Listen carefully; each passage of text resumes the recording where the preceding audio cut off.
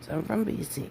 And I don't know if you noticed, all throughout Google, and if you go to BC, you're going to find that tourism has gone way down. Customer service is crap. Less than crap.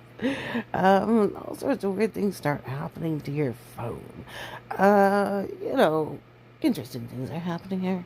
The thing is that is the money going to the crown?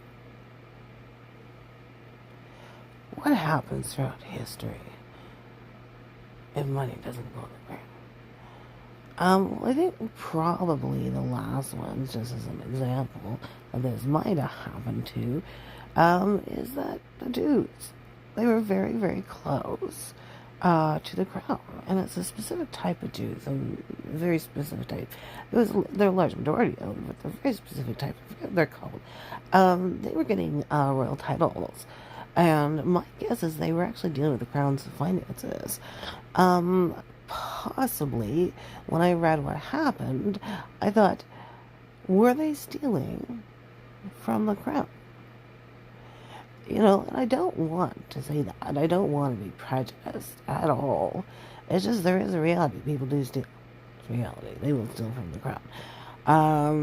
Once they're caught having been friends with royalty, not nice things happen to these populations.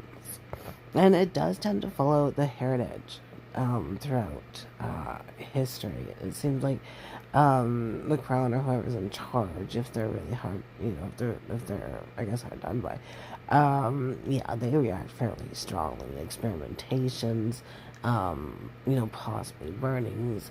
You know, in this case, it seemed like extreme experimentation. So I'm like, wow, they probably pissed somebody off real bad.